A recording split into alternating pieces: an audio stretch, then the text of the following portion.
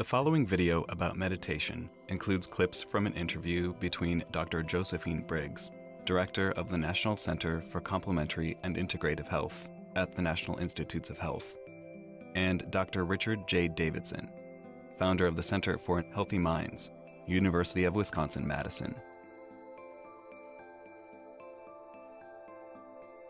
Practicing meditation has been shown to cause some changes in the body. New emerging pain research shows that focusing on pain, as opposed to being distracted, may change how a person responds to that pain. Many forms of meditation invite the practitioner to actually focus their attention on the pain itself and not to turn attention away from the pain, not to ignore it. And the findings suggest that being able to focus on the pain does change a person's subjective responses to the pain, and it also changes the brain response. One of the regions in the brain that shows a change in response is the somatosensory cortex. This region processes the different sensory experiences of an individual, including pain.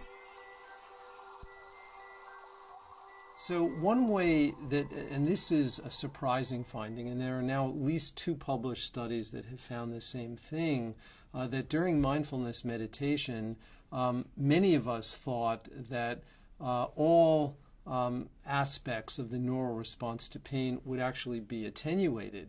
And it turns out that, really not surprisingly in retrospect, but when you actually focus on the pain itself, certain regions of the brain actually show accentuated response, not diminished response. And those regions of the brain tend to be the regions that represent the more sensory aspects of the pain. So for example, somatosensory cortex.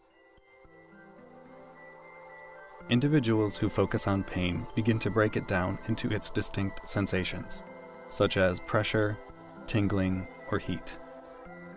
While this helps a person to cope with pain, paradoxically, the somatosensory cortex, the area of the brain responsible for processing pain, shows heightened activity.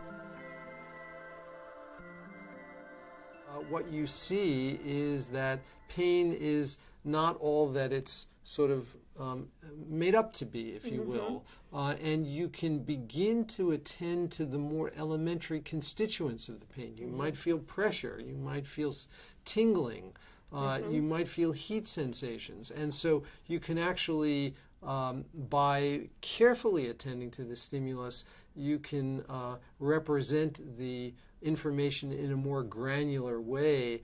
And what happens, at least by people's reports when they do that, is that the affective component, the emotional suffering, if you will, or the fear, begins to subside, while the sensory representation, paradoxically, is actually accentuated. For more information, please visit nccih.nih.gov/meditation.